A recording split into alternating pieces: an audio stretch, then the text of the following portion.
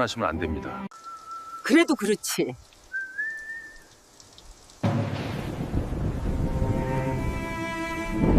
저는 박선자예요. 올해 70을 앞두고 있죠. 남편은 제 나이 40에 먼저 세상을 떠났어요. 참 다정하고 성실한 사람이었는데 뭐가 그리 급했는지 저하고 딸 미영이만 남겨두고 훌쩍 가버렸네요. 그날 이후로 제 삶은 그냥 미영이 하나였습니다. 제가 가진 거라곤 이 집 한 채, 남편이 평생 벌어 장만한 우리 세 식구의 울타리였죠. 남편이 가고 나서는 저와 미영이 두 모녀의 성이 되었고요. 저는 이 집에서 미영이를 키웠고 결혼시켜 내보냈습니다. 사위 전태식은 솔직히 말해서 처음부터 마음에 들진 않았어요. 말은 번지르르하고 겉모습은 멀끔한데 그 눈빛에 늘 조급함과 욕심이 서려 있었죠. 그래도 어쩌겠어요. 미영이가 좋다는데 부모로서 그저 행복을 빌어주는 수밖에요. 결혼하고 5년 미영이 부부는 아이 소식이 없었어요. 그것 때문인지 아니면 전 서방의 사업이 시원찮아서인지 미영이는 올 때마다 얼굴이 어두워졌습니다. 무슨 일 있니? 물어도 아니야, 엄마. 괜찮아. 그저 고개를 저을 뿐이었죠. 그러던 어느 봄날이었어요. 점심을 먹고 뜰에 핀 매화를 보며 차를 마시는데 대문 초인종이 요란하게 울렸죠. 나가보니 아니 이게 얼마만인가요? 사위 전태식과 딸 미영이가 서 있었습니다. 어머님, 저 태식입니다. 인사 올립니다. 전서방은 90도로 허리를 꺾으며 과장된 인사를 했어요. 그 뒤에 선 미영이는 제 눈을 피하며 엄마 그냥 근처에 일 보러 왔다가 하고 말끝을 흐렸죠. 몇 달 만에 보는 딸의 얼굴이 말이 아니었어요. 가뜩이나 하얀 애가 도자기처럼 창백했죠. 볼은 홀쭉하게 들어가서 광대뼈가 다 드러났고요. 아니, 이게 무슨 꼴이야. 밥은 먹고 다니는 거니? 제가 미영이 손목을 덥석 잡았어요. 뼈마디가 만져질 정도로 말라 있었죠. 엄마는 오자마자 잔소리. 미영이는 힘없이 웃었지만 그 눈은 웃고 있지 않았습니다. 전서방은 그런 제 속도 모르고 거실 바닥에 큼지막한 보따리를 내려놓았어요. 어머님, 이거 받으십시오. 요즘 기력이 없으신 것 같아서 제가 특별히 구했습니다. 보따리를 푸니 황금색 보자기에 싼 상자가 나왔죠. 열어보니 무슨 산삼이니 녹용이니 하는 값비싼 약재들이었어요. 저는 그런 거 입에도 대지 않는 사람입니다. 이런 걸 뭐하러? 아닙니다. 사위가 이 정도도 못 해드립니까? 어머님, 얼른 드시고 기운 차리셔야죠. 전서방은 넉살 좋게 웃으며 제 어깨를 주물렀어요. 저는 그 손길이 닿는 어깨 쪽지가 소름 돋는 것 같아 슬쩍 몸을 비틀었죠. 그날따라 사위는 유난히 살가웠습니다. 제가 과일을 내오자 미영이에게는 눈길도 주지 않고 제게만 깎아 바치더군요. 어머님, 요즘 제일 걱정되는 게 뭡니까? 걱정될 게 뭐 있나? 너희만 잘 살면 되지. 에이, 어머님도 이제 연세가 있으신데 언제까지 미영이 걱정만 하실 겁니까? 전서방은 과도 칼을 내려놓고 무릎을 꿇는 신용까지 했어요. 어머님, 저희가요, 이번에 아주 기가 막힌 효도 선물을 준비했습니다. 효도라는 말에 저는 귀가 번쩍 뜨였죠. 이 인간이 무슨 꿍꿍이인가. 효도라니 자네가 웬일인가. 제가 어머님을 위해서 특별한 힐링 여행을 예약했습니다. 힐링 여행. 참 생소한 단어였죠. 그게 뭔가? 요즘 부자들 사이에서 유행하는 시니어 힐링 프로그램이라는 겁니다. 공기 좋은 데 가서 최고급 스파도 받고 유기농 식단으로 몸 관리도 받는 거죠. 그는 가방에서 번쩍번쩍한 팸플릿을 꺼내 제 앞에 펼쳤어요. 사진 속에는 제가 본 적도 없는 고급스러운 호텔과 웃고 있는 노인들의 모습이 있었죠. 어머님은 그냥 3박 4일 동안 푹 쉬기만 하시면 됩니다. 모든 비용은 이 사위가 다 냅니다. 저는 팸플릿을 밀어냈어요. 됐다. 나는 집이 제일 편해. 그런데 갈 돈 있으면 너희나 맛있는 거 사 먹어. 제게는 사위의 저가식적인 웃음이 빛 독촉에 시달리는 사람의 마지막 발악처럼 보였습니다. 어머님, 섭섭하게 왜 그러십니까?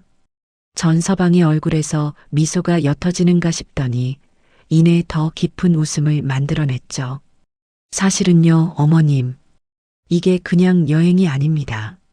그럼 뭔가 어머님을 위한 투자죠.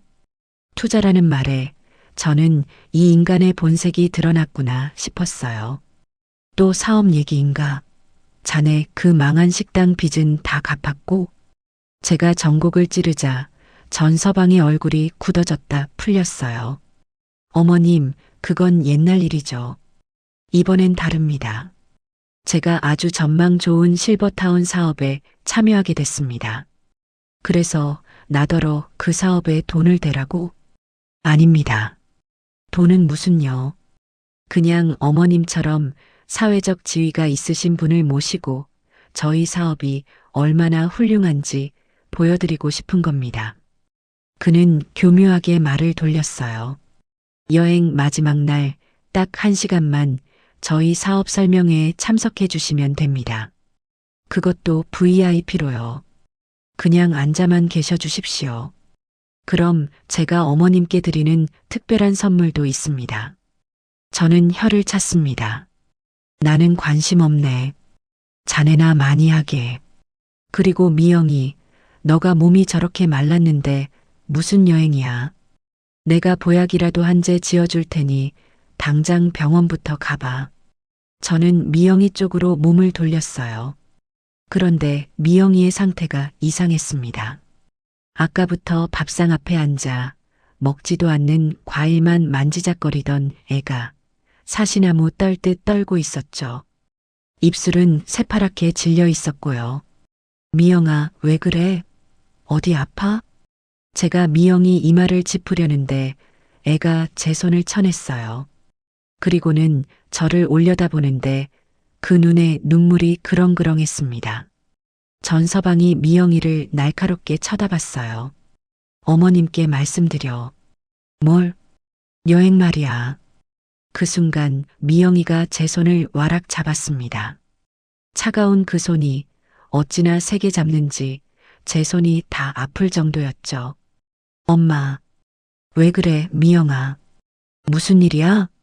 엄마, 태식 씨랑 이 여행 꼭 가야 해. 아니, 아파 보이는데 무슨. 아니야, 안 아파. 그냥 피곤해서 그래. 미영이는 제 손을 잡고 애원하기 시작했어요. 엄마, 딱 한 번만, 응? 딱 한 번만 나랑 같이 가줘요.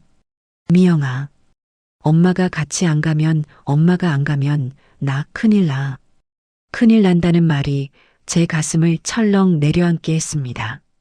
저는 전서방을 쏘아봤어요. 자네, 미영이한테 무슨 짓을 한 건가? 어머님, 오해십니다. 저는 그냥 미영 씨가 바람 좀 쐬면 그 몸이 좀 나아질까 해서요. 사위는 능구렁이처럼 빠져나갔죠. 저는 딸아이의 눈물에 약한 어미였습니다. 남편 없이 혼자 키운 딸, 늘 미안하고 안쓰러운 내 새끼였죠. 그 애가 저렇게까지 저를 붙들고 애원하는데 부모로서 거절할 수가 없었습니다. 알았다. 저는 한숨을 내쉬며 말했어요.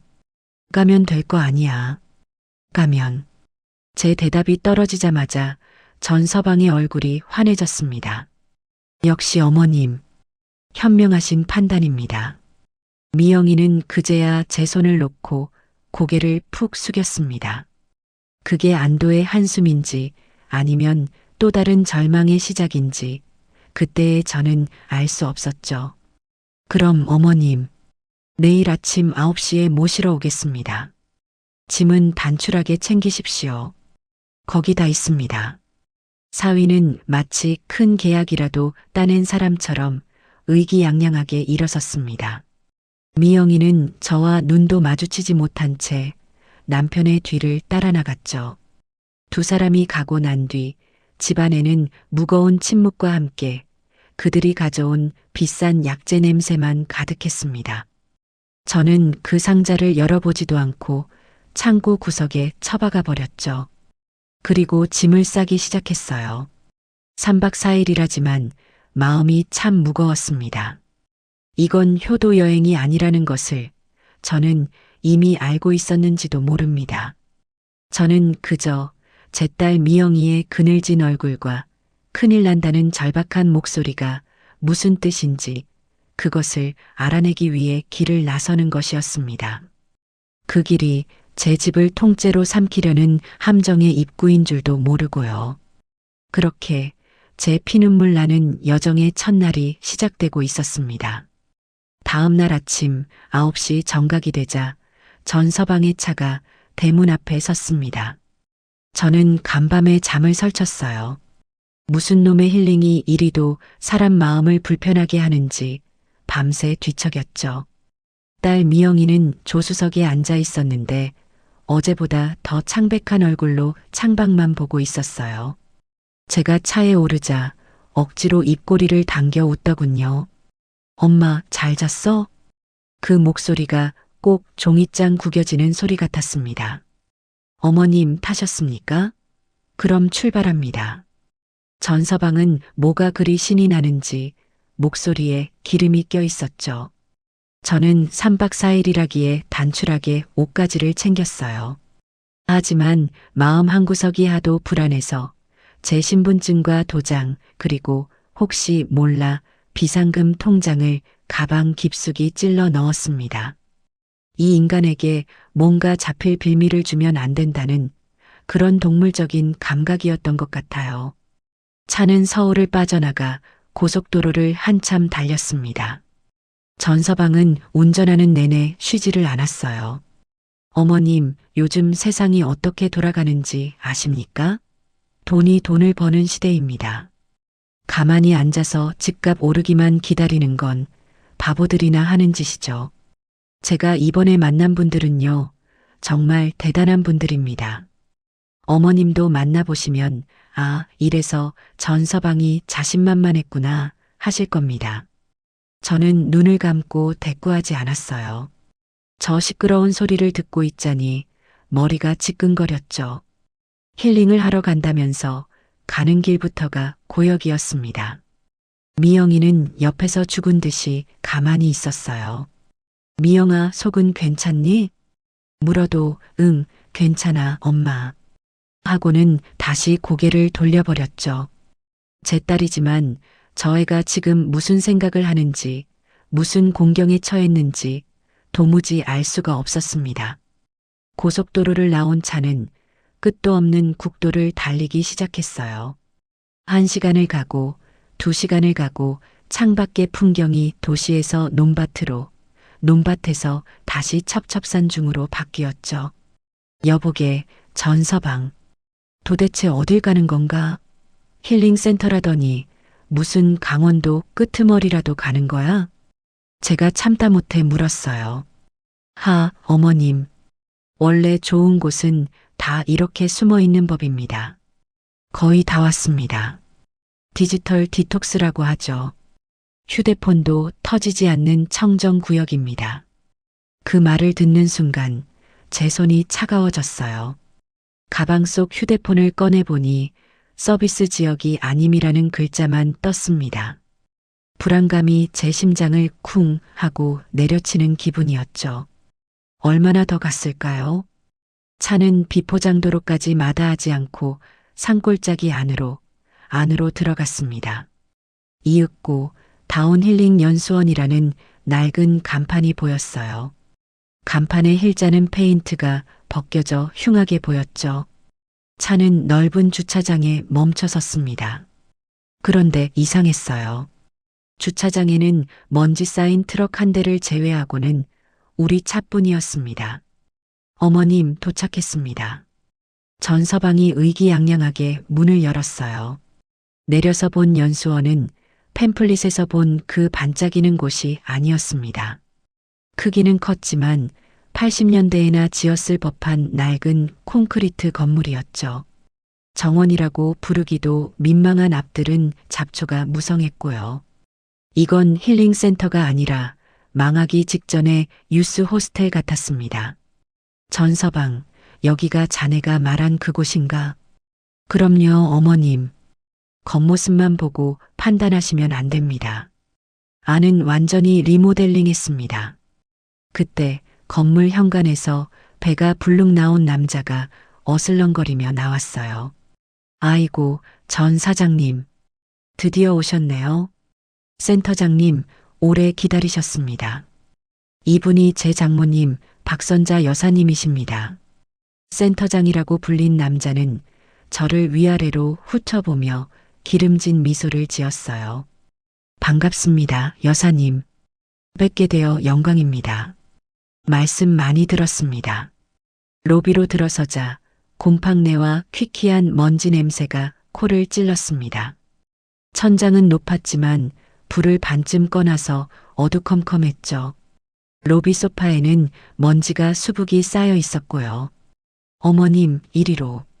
전서방은 태연하게 저를 이끌었어요. 저희가 어머님을 위해 이 연수원 전체를 전세냈습니다. VIP 중에 VIP시죠. 저는 코웃음을 쳤어요. 전세를 낸 게 아니라 손님이 우리밖에 없는 거겠죠. 이곳은 완벽하게 고립된 텅 빈 감옥 같았습니다. 방은 2층 끝에 있었어요. 방은 깨끗하게 치워져 있었지만 찬 기운이 감돌았죠. 오래된 장판 바닥은 냉골이었고 침대는 군대 막사에서나 쓸 법한 딱딱한 매트리스였습니다. 어머님, 푹 쉬십시오. 제가 짐 푸는 것 좀 도와드리고. 전서방이 제 가방을 받아들려 하자 제가 낚아채듯 가방을 끌어안았어요. 됐다. 내 짐은 내가 풀어. 하, 어머님. 아직도 제가 미덥지 않으십니까? 그때 전서방이 제 손에 들린 휴대폰을 봤어요.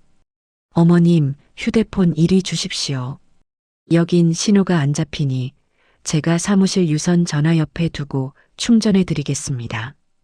혹시 급한 전화 오면 제가 받아서 연결해 드려야죠. 저는 망설였어요.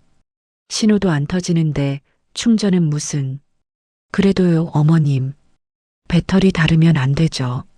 사위는 제 손에서 휴대폰을 가져갔습니다. 미영이는 그 모든 것을 그저 지켜만 보고 있었죠. 저는 제 유일한 소통 창구가 끊겼다는 것을 그때야 깨달았습니다. 저녁 식사 시간이 되었어요. 식당은 로비보다 더 컸지만 텅 비어 있었습니다. 긴 테이블 끝에 저와 미영이, 전서방, 그리고 아까 그 센터장이라는 남자와 실장이라는 눈매가 날카로운 여자가 함께 앉았죠. 팸플릿에서 말한 유기농 뷔페는커녕 시들시들한 나물 몇 가지와 멀건 된장국이 전부였습니다. 어머님, 많이 드십시오. 이게 다 자연산입니다. 전서방이 제게 억지로 반찬을 권했어요. 센터장이 웃으며 말을 받았습니다. 여사님, 인상이 참 좋으십니다. 복이 많으세요. 저희 전 사장님이 장모님 모신다고 얼마나 신경 썼는지 모릅니다. 이 연수원 통째로 빌리는 데만 돈이. 센터장이 과장된 손짓을 했어요. 저는 숟가락을 내려놓았습니다. 그래서 본론이 뭡니까? 제 말에 식탁의 공기가 순간 차가워졌죠. 실장이라는 여자가 웃으며 끼어들었어요. 어머, 여사님. 성격이 참 급하시네요. 본론은 무슨요? 그냥 편히 쉬시다 가시면 됩니다.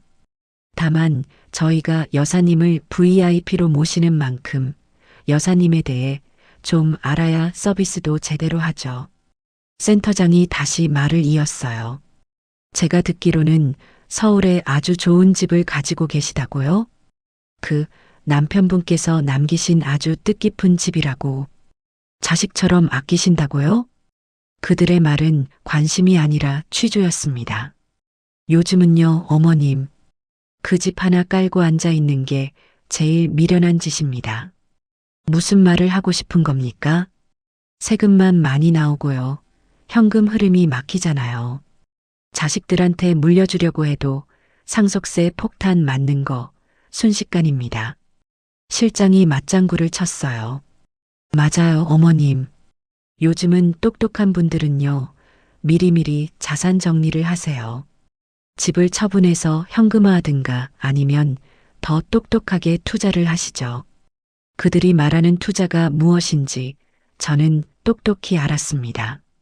제 유일한 재산, 제 목숨 같은 집, 그것을 노리고 이 산골짜기까지 저를 끌고 온 겁니다. 저는 미영이를 쳐다봤어요.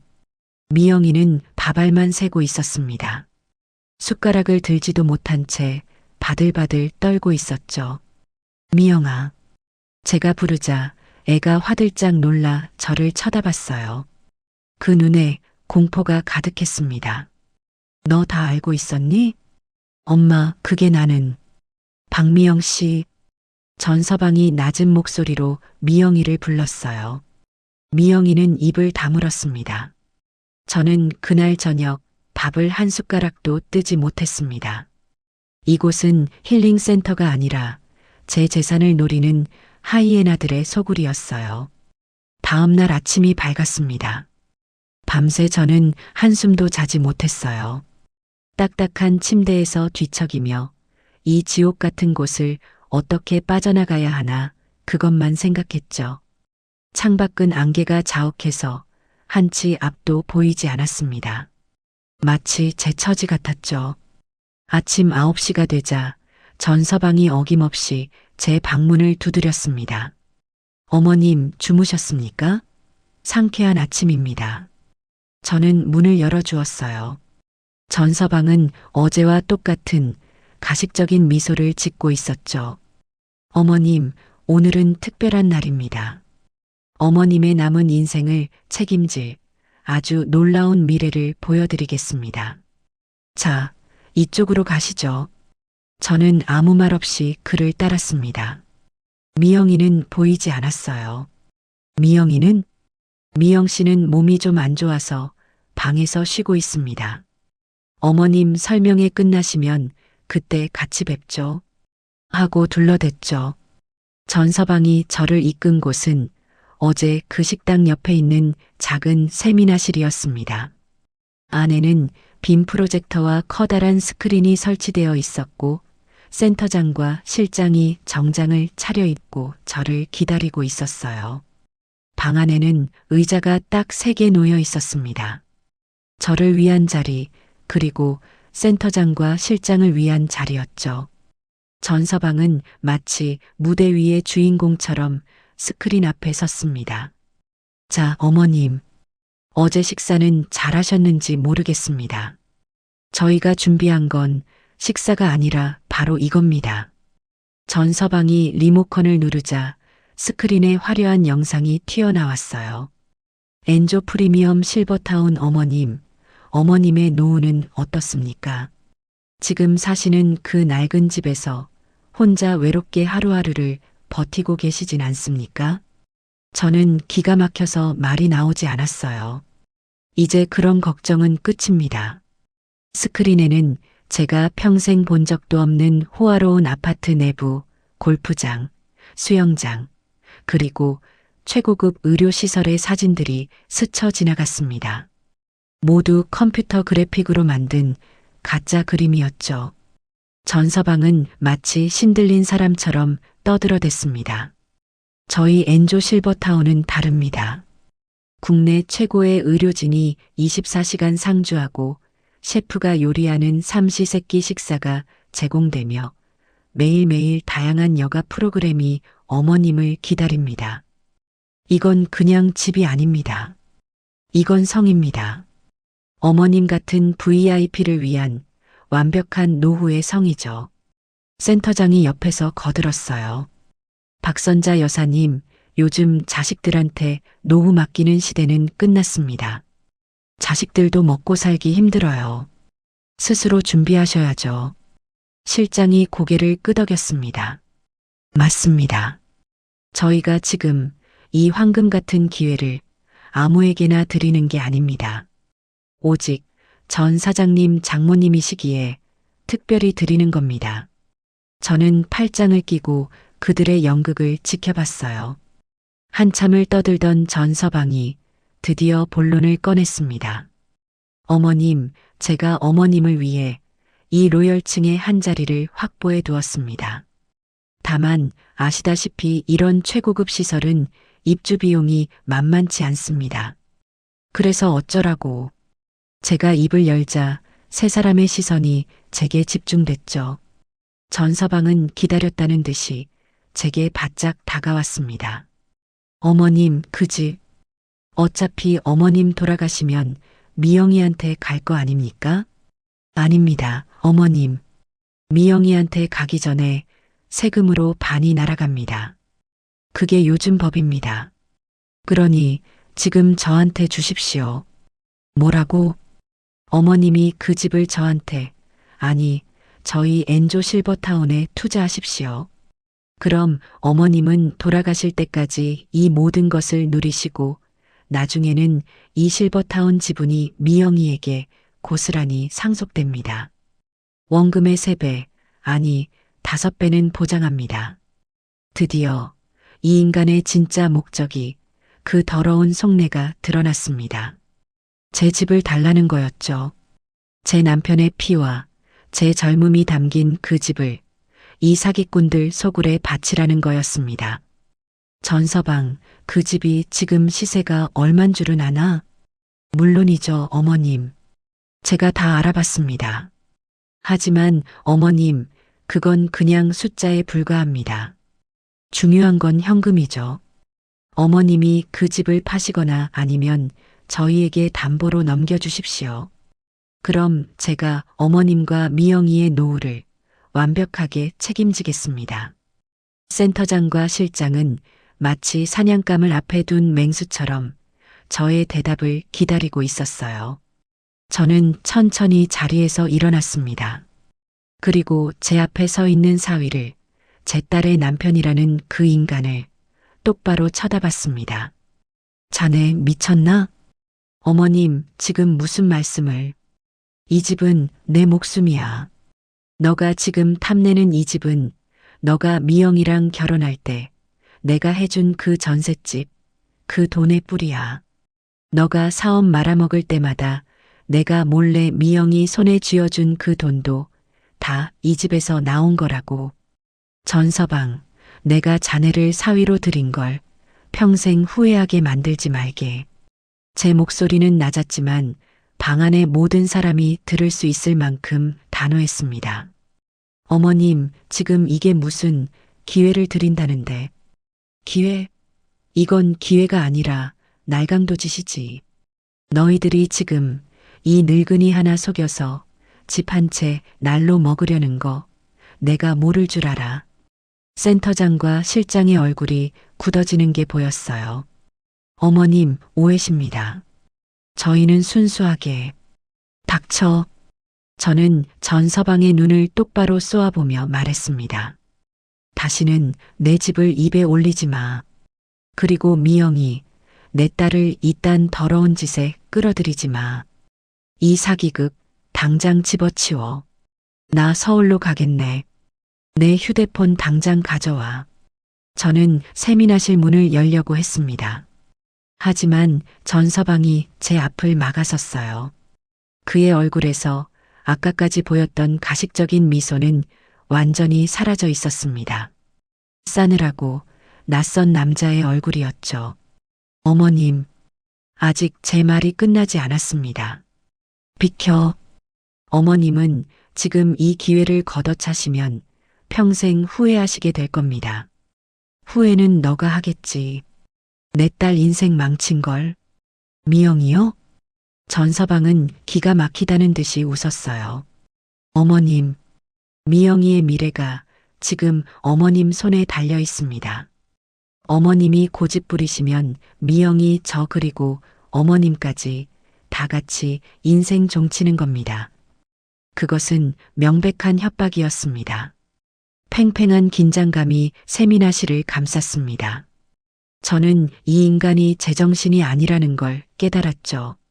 자네, 지금 나를 협박하는 건가? 협박이라뇨, 어머님. 현실을 말씀드리는 겁니다. 전서방의 눈이 번뜩였어요. 어머님, 좋은 말로 할 때 여기 서명하십시오. 그가 계약서 뭉치를 제게 내밀었습니다. 부동산 투자 위임 계약서라고 적혀 있었죠. 저는 그 서류를 받아들고 그 인간의 얼굴 앞에서 갈기갈기 찢어버렸습니다. 이런 쓰레기. 어머님. 전서방의 목소리가 얼음장처럼 차가워졌어요. 센터장과 실장이 양쪽에서 저를 노려보고 있었죠. 저는 더 이상 이들과 말을 섞을 필요가 없다고 생각했습니다. 미영아, 가자. 저는 밖으로 소리쳤어요. 미영이가 근처에 있을 거라 생각했죠. 미영아, 엄마랑 집에 가자. 하지만 아무 대답도 없었습니다. 전서방은 찢어진 종이 조각을 보더니 헛웃음을 터뜨렸습니다. 역시 보통이 아니시네요. 좋습니다, 어머님. 어차피 이럴 줄 알았습니다. 어머님께는 생각할 시간이 좀 더 필요하시겠군요. 그는 센터장에게 고갯짓을 했습니다. 어머님, 방으로 모시게. 이거나 내 몸에 손대지 마. 저는 뿌리쳤지만 센터장과 실장이 제 양팔을 붙들었습니다. 그들은 저를 짐짝처럼 끌고 제 방으로 향했어요. 제 방은 2층 끝 가장 구석진 곳이었습니다. 그들은 저를 방 안으로 거칠게 밀어 넣었어요. 어머님, 여기서 푹 쉬십시오. 마음이 바뀔 때까지 여기서 한 발짝도 못 나가십니다. 뭐라고? 저희도 어쩔 수 없습니다. 이건 다 어머님과 미영 씨의 미래를 위한 거니까요. 그리고 밖에서 문이 잠기는 소리가 들렸습니다. 저는 잠시 멍하니 서 있었습니다. 상황이 믿기지 않았죠.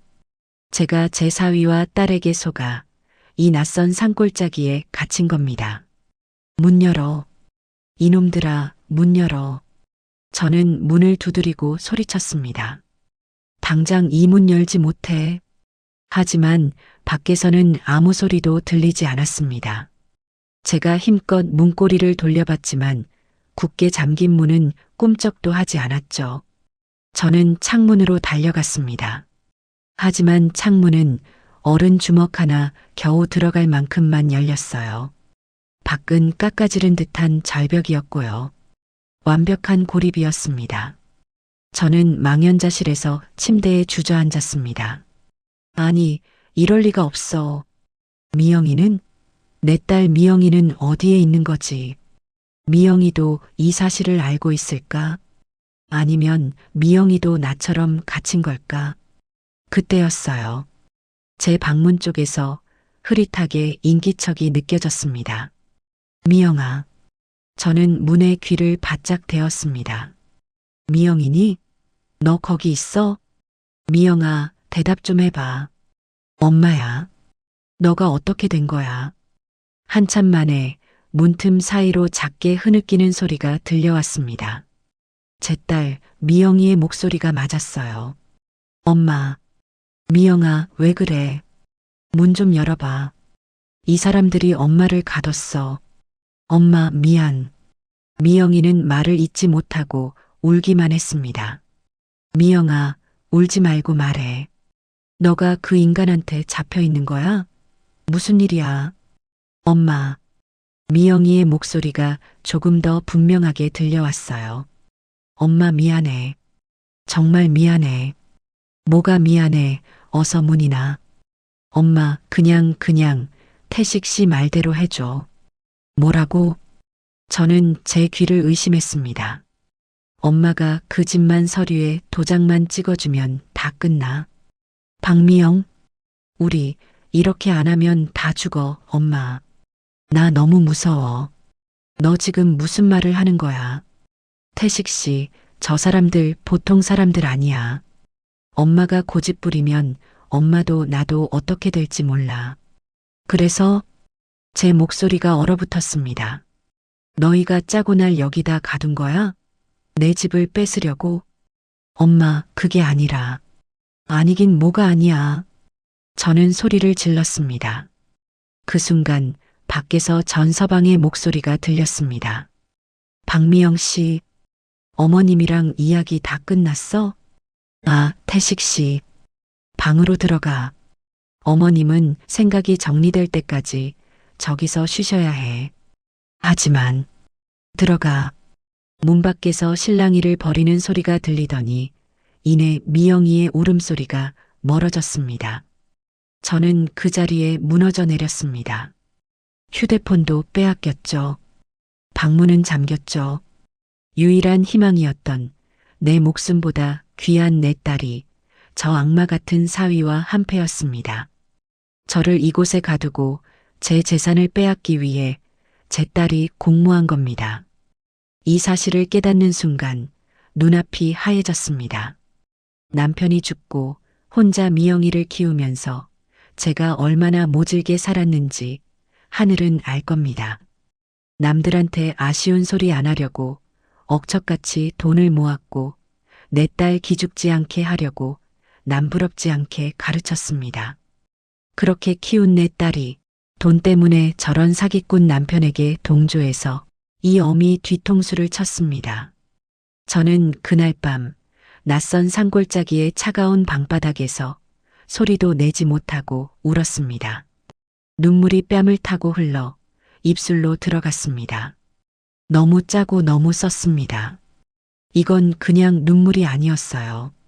제 심장이 찢어지며 흘리는 피눈물이었습니다. 배신감에 몸이 떨렸습니다. 하지만 그 배신감보다 더 큰 것은 왜라는 물음이었어요. 미영이가 어쩌다가 저 지경까지 갔을까? 아무리 돈이 좋아도 아무리 남편이 무서워도 어미를 이렇게까지. 아니, 이건 아니야. 저는 눈물을 닦았습니다. 미영이는 그럴 애가 아닙니다. 심약하지만 뿌리는 착한 아이였어요.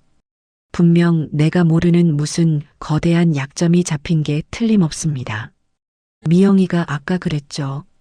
우리 이렇게 안 하면 다 죽어. 나 너무 무서워. 그렇습니다. 저는 울 때가 아니었어요. 저를 가둔 이 인간들의 정체를 밝혀내고 내 딸을 저 악마의 소굴에서 구해내야 했습니다. 설령 그 과정에서 제 모든 것을 잃는다고 해도요.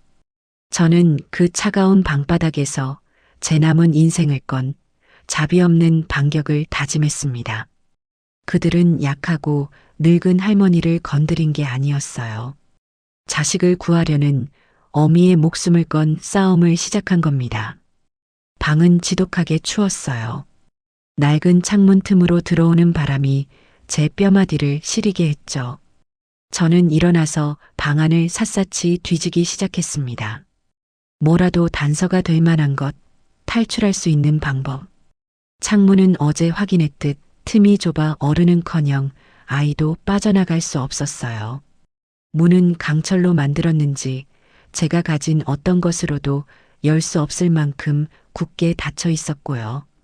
저는 방바닥에 엎드렸습니다. 이 방의 구조를 파악해야 했어요. 그때 침대 밑 구석에서 희미하게 바람이 새어나오는 곳을 발견했습니다.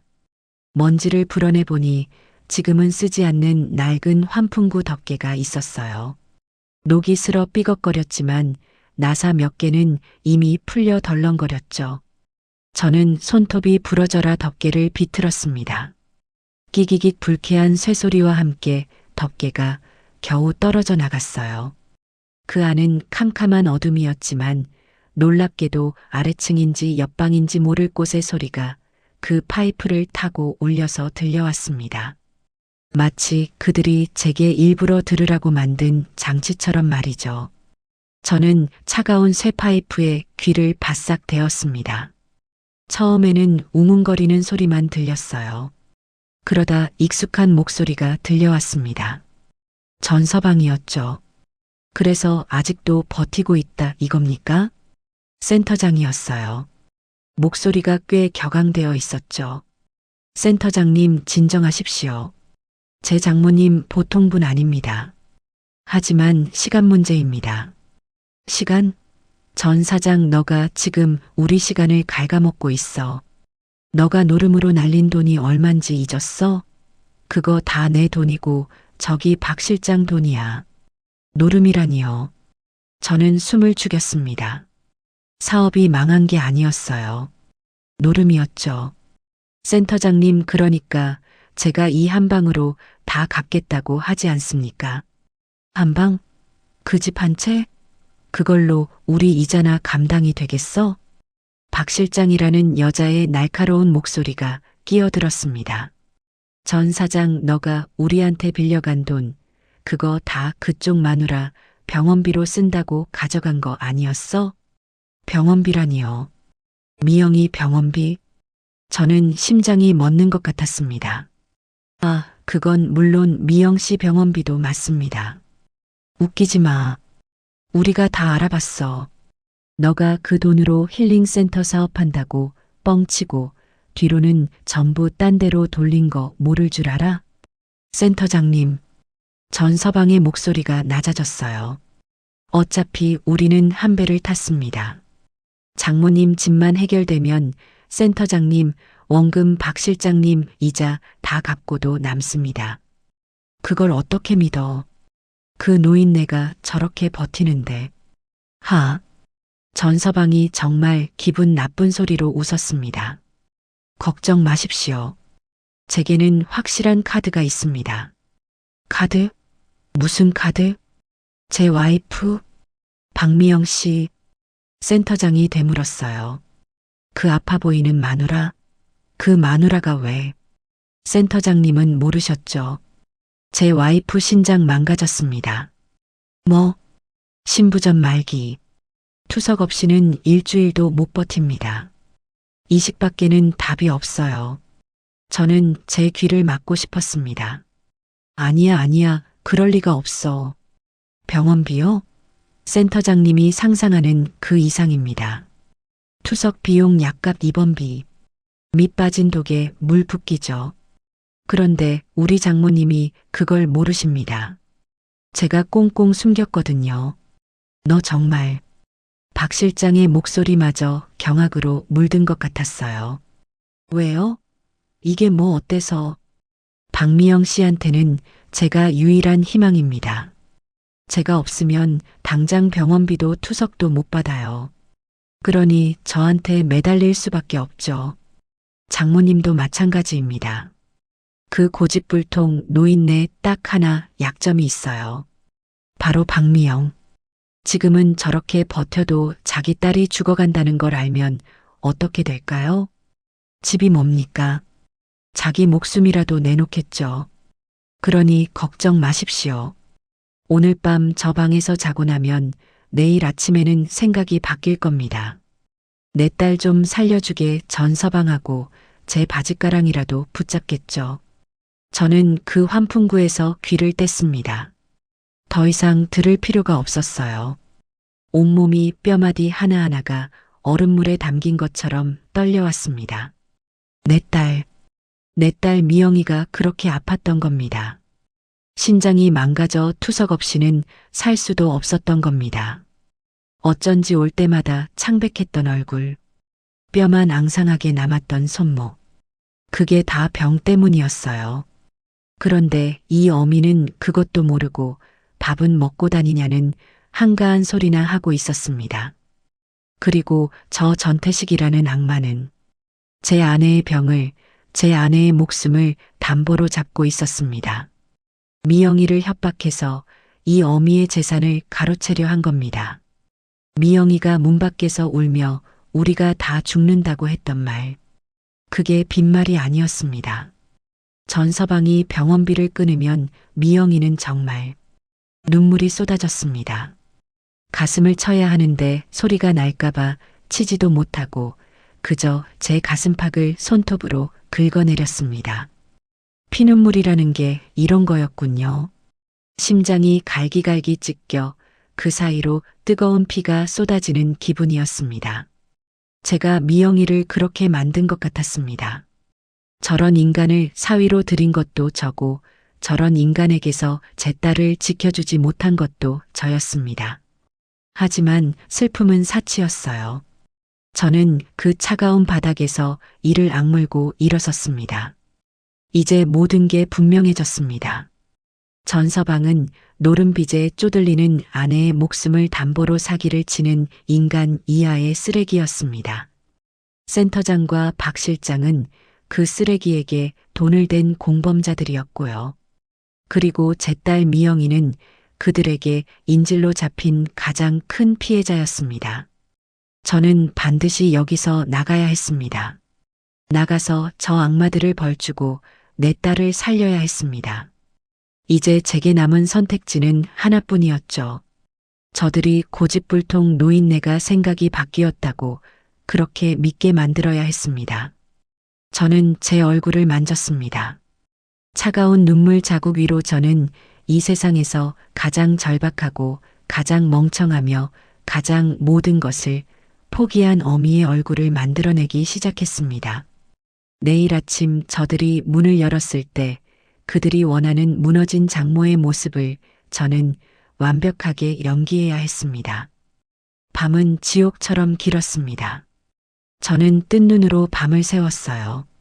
차가운 방 안에서 저는 머릿속으로 수천 번 수만 번 내일의 계획을 되뇌었습니다. 어떻게 하면 저들을 속이고 어떻게 하면 이곳을 빠져나갈 수 있을까? 환풍구 너머로 들려오는 그들의 대화는 저의 결심을 더욱 단단하게 만들었죠. 그들은 제가 서명만 하면 저를 이 산골짜기에서 요양시킨다는 명목으로 평생을 가둬둘 속셈이었습니다. 제 딸에게는 제가 치매가 와서 요양원에 모셨다고 거짓말을 할 테고요. 정말 무서운 인간들이었습니다. 새벽녘 닭 우는 소리 대신 낯선 산새 소리가 들려왔습니다. 드디어 아침이 온 거죠. 저는 일부러 머리를 헝클어뜨리고 뜬 눈으로 밤을 새운 사람처럼 눈을 붉게 만들었습니다. 얼굴은 눈물과 절망으로 범벅이 된 그런 모습이었죠. 철컥. 드디어 밖에서 문이 열리는 소리가 났습니다. 저는 침대에 걸터앉아 멍하니 벽만 바라보는 연기를 하고 있었죠. 문이 열리고 박 실장이라는 여자가 들어왔습니다. 그녀는 제 모습을 위아래로 훑어보더니 입꼬리를 비틀어 웃더군요. 어머님, 밤새 생각은 좀 정리되셨습니까? 저는 그녀를 천천히 아주 천천히 돌아봤습니다. 센터장님께서 아침 식사는 하셔야 한다고 특별히 죽을 쑤어오라고 하셨네요. 그녀가 쟁반을 제 앞 탁자에 탁 소리나게 내려놓았습니다. 멀건 흰죽과 단무지 몇 조각이 전부였죠. 미영이는? 제가 목이 다 잠긴 갈라진 목소리로 물었습니다. 미영이는 어딨습니까? 미영 씨야 방에서 잘 쉬고 있죠. 어머님만 결심하시면 금방 만나게 해드릴 겁니다. 저는 떨리는 손으로 숟가락을 들었습니다. 죽을 한 숟가락 입에 넣는 척하다가 숟가락을 떨어뜨렸어요. 쨍그랑. 어머님. 왜 이러세요? 손에 힘이 없으신가? 박 실장이 조롱하듯 말했습니다. 저는 그 자리에서 무너지는 연기를 시작했습니다. 내가 졌네. 네, 내가 졌어. 그 인간한테 졌다고. 저는 늙고 병든 모든 것을 포기한 노인처럼 탁자에 이마를 대고 흐느끼기 시작했어요. 내 딸 좀 살려주게. 미영이 그렇게 아픈 줄도 모르고 이 어미가 박 실장의 눈이 순간 반짝이는 것을 저는 놓치지 않았습니다. 어머님, 그게 무슨? 서류 가져와. 계약서인가 뭔가 그거 가져와. 도장 찍을 테니까. 대신 그 전에 내 딸 얼굴 한 번만 보게 해주게. 미영이가 정말 살아있는지 내 눈으로 봐야겠어. 박 실장은 제 말을 듣고 잠시 저를 의심스럽게 쳐다봤어요. 그러더니 알겠다는 듯 고개를 끄덕이고는 급히 방을 나갔습니다. 센터장님, 전 사장. 어머님이 마음 바꾸셨어요? 밖에서 그녀의 흥분한 목소리가 들려왔습니다. 잠시 후 전서방과 센터장이 한껏 상기된 얼굴로 제 방에 닥쳤습니다. 어머님, 드디어 현명한 생각을 하셨습니다. 전서방이 제 어깨를 잡으며 말했죠. 저는 그 더러운 손을 뿌리칠 힘도 없다는 듯 가만히 있었습니다. 미영이는? 걱정 마십시오. 미영 씨 지금 병원에서 투석 받고 있습니다. 아주 편안하게요. 어머님이 오늘 이 서류에 도장만 찍으시면 당장 미영 씨 최고급 병실로 옮기고 최고의 의사 붙여줄 겁니다. 그가 어제 제가 찢어버린 것과 똑같은 서류 뭉치를 제 앞에 펼쳤습니다. 부동산 매매 계약서, 인감 증명 위임장, 제 모든 것을 넘기는 서류들이었죠. 저는 그 서류들을 멍하니 바라봤습니다. 도장은 내 가방 안에 있네. 하, 어머님 역시. 하지만 못 찍겠어. 네. 어머님 지금 와서 무슨. 전서방의 얼굴이 다시 굳어졌습니다. 이런 중요한 일을 이런 곰팡내 나는 방에서 하고 싶지 않네. 그럼 어딜? 공기 좀 쐬고 싶네. 어제 자네가 말했지. 여기가 공기가 좋다고. 저기 밖에서 맑은 공기 쐬면서 마지막으로 내 집 생각 좀 하다가 찍을게. 그 정도도 못 해주나? 저는 넋이 나간 사람처럼 창밖을 가리키며 말했습니다. 전서방과 센터장은 서로 눈빛을 교환했습니다. 다 된 밥이라고 생각했는지 센터장이 고개를 끄덕였죠. 좋습니다, 여사님. 그렇게 하시죠. 저희가 특별히 정원 산책을 허락해 드리겠습니다. 그들은 저를 데리고 밖으로 나왔습니다. 어제 그 잡초 무성한 앞들이었죠. 박 실장은 제 팔짱을 끼는 척하며 저를 감시했습니다. 그녀의 손에는 제 가방이 들려 있었어요. 도장을 찍어야 하니까요. 전서방은 계약서를 들고 벤치에 앉아 저를 기다렸고요. 어머님, 천천히 생각 정리하십시오. 저는 늙은이의 느린 걸음으로 뜰을 천천히 돌기 시작했습니다. 한 걸음 한 걸음 뗄 때마다 심장이 터질 것 같았죠. 이 연수원은 산 중턱에 덩그러니 있었습니다. 정문으로 나가는 길은 그들의 차가 막고 있었고 경비실 같은 곳에 사람이 있었어요. 제가 눈여겨본 곳은 뜰 한쪽 구석에 있는 작은 오솔길이었습니다. 어제 차를 타고 들어올 때 얼핏 보았던 등산로 입구라는 낡은 팻말이 있던 곳이었죠. 저는 벤치에서 가장 먼 그 오솔길 쪽으로 천천히 걸어갔습니다. 어머님, 그쪽은 길이 험합니다. 이쪽으로. 박 실장이 저를 제지하려 했어요. 저는 그 순간 제 인생의 마지막 힘을 다했습니다. 아, 배가. 저는 갑자기 배를 움켜쥐고 그 자리에 주저앉는 척했습니다. 어머님, 왜 그러십니까? 아이고, 배야, 배가. 화장실 아니 저기 풀 좀. 저는 가장 추하고 가장 급한 늙은이의 연기를 했습니다. 박 실장은 인상을 쓰며 제게서 한 걸음 물러났습니다. 아, 정말 어머님 여기서 이러시면. 저기 숲에 가서 금방. 저는 그녀가 방심한 틈을 타 비틀거리며 그 오솔길 입구의 덤불 속으로 몸을 숨겼습니다. 그녀는 제가 덤불로 쓰러지는 줄 알고 저를 부축하려다 중심을 잃었죠. 바로 그 틈에 저는 박 실장의 손에 들려있던 제 가방을 낚아챘습니다. 어머님 어딜? 아! 박 실장이 저를 잡으려 소리쳤습니다. 저는 제 가방을 움켜쥐고 산으로 뛰었습니다. 저 할머니 잡아. 뒤에서 전서방의 고함 소리가 들려왔습니다. 놓치면 다 죽어. 그들의 다급한 발소리가 제 뒤를 쫓아왔습니다. 저는 등산로인지 짐승이 다니는 길인지 모를 그 험한 산길을 미친 듯이 달렸습니다. 나뭇가지에 얼굴이 긁히고 돌부리에 걸려 넘어졌습니다. 무릎이 깨져 피가 났어요. 하지만 아픈 줄도 몰랐습니다. 미영아 미영아 속으로 제 딸 이름만 부르며 달렸습니다. 얼마나 달렸을까요? 뒤에서 들려오던 소리가 점점 멀어지는 것 같았습니다. 그들은 저처럼 이렇게 험한 산을 탈 준비가 되어 있지 않았겠죠. 저는 숨이 턱까지 차올랐지만 멈추지 않았습니다. 1시간을 2시간을 산길을 헤맸습니다. 드디어 산 아래쪽에서 차들이 다니는 소리가 들려왔습니다. 저는 거의 기다시피 산을 내려왔습니다. 국도변이었어요. 흙투성이에 피까지 흘리는 제 모습을 지나가던 차들이 이상하게 쳐다봤죠. 저는 버스 정류장을 발견했습니다.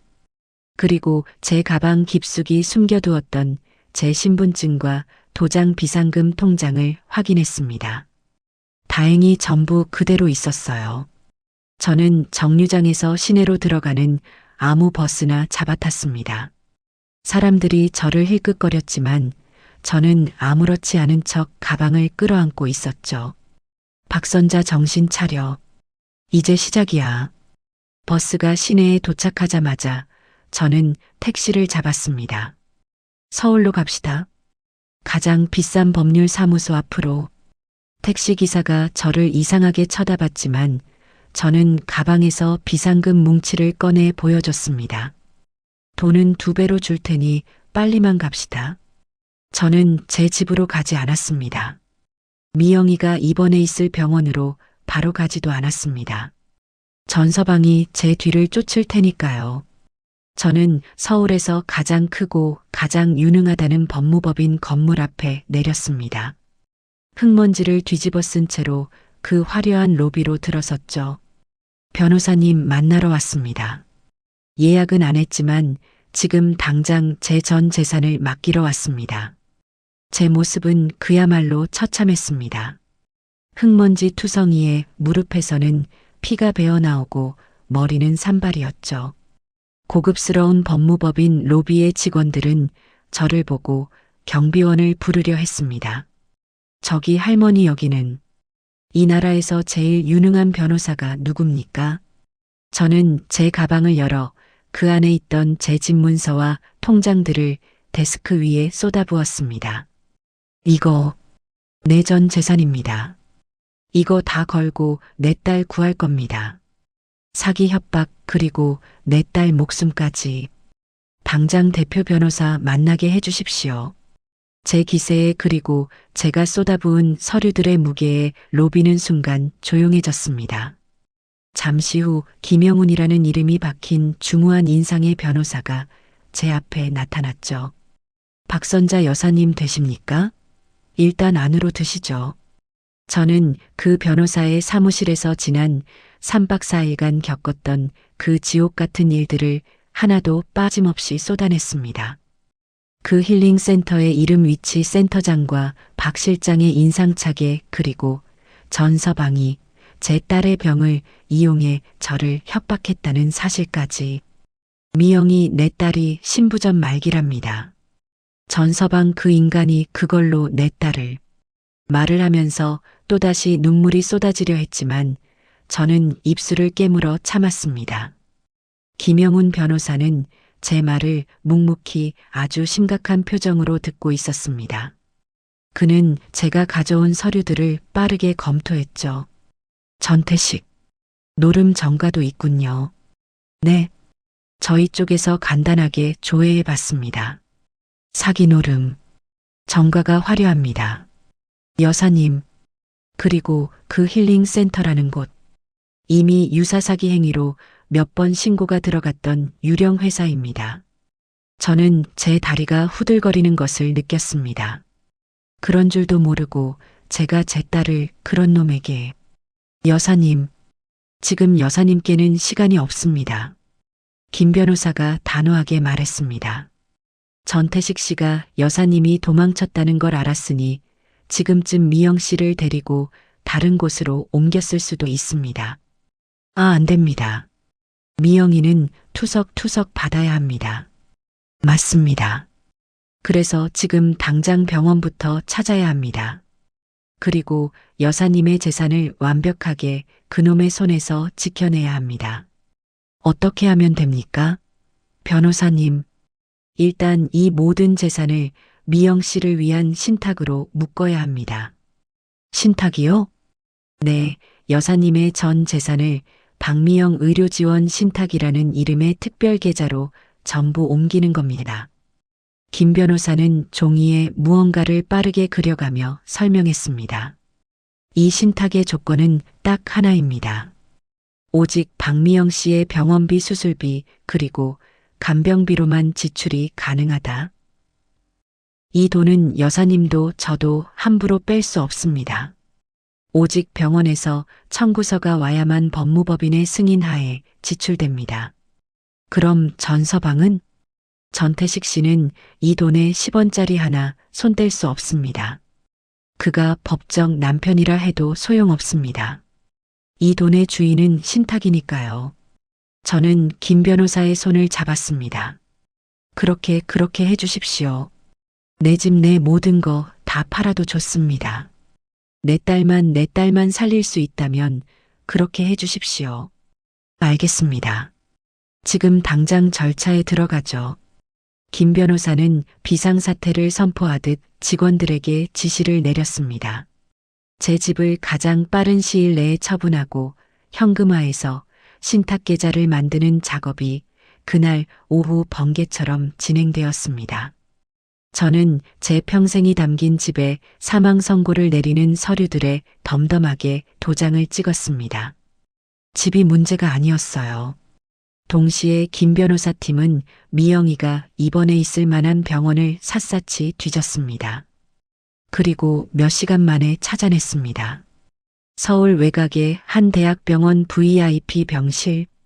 전서방이 제게서 돈을 뜯어낼 생각에 무리해서 잡아둔 병실이었습니다.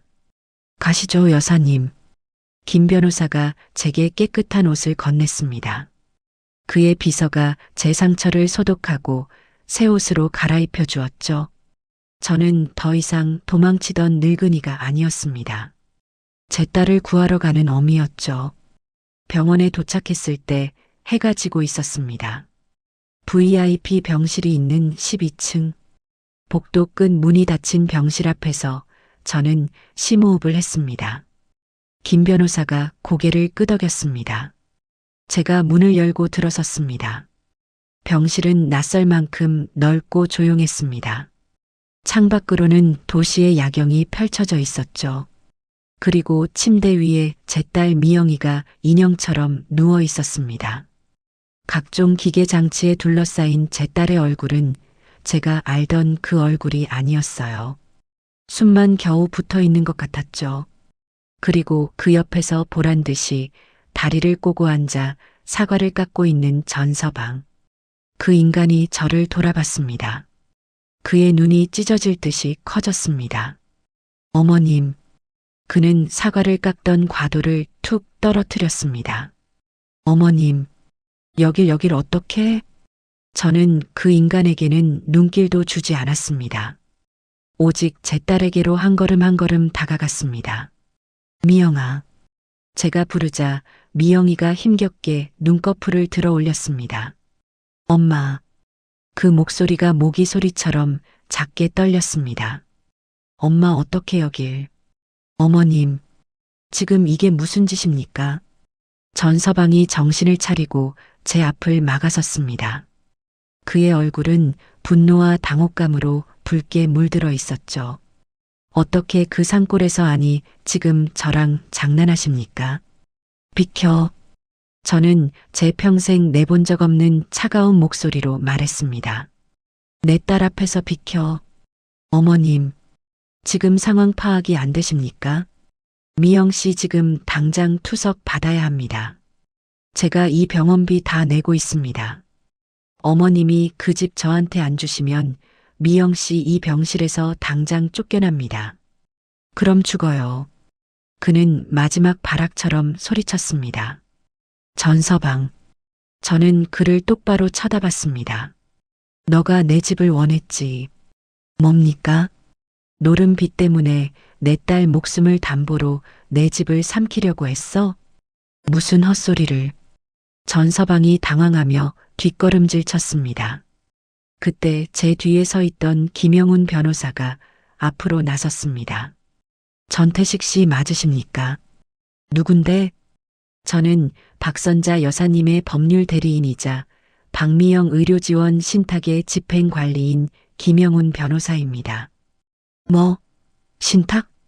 전서방의 얼굴이 하얗게 질리기 시작했습니다. 김 변호사는 가방에서 서류 뭉치를 꺼내 그에게 던지듯 내밀었습니다. 오늘부로 박선자 여사님의 모든 재산은 처분 완료되었습니다. 뭐라고? 여사님의 집 토지 모든 예금 전부 이 박미영 의료지원 신탁으로 귀속되었습니다. 총액 30억 원입니다. 전서방의 눈이 탐욕으로 다시 번뜩였습니다. 30억? 그리고 그 돈은 전태식 씨가 단 1원도 손댈 수 없습니다. 뭐라고? 이 신탁은 오직 박미영 씨의 병원비 수술비 그리고 간병비로만 지출됩니다.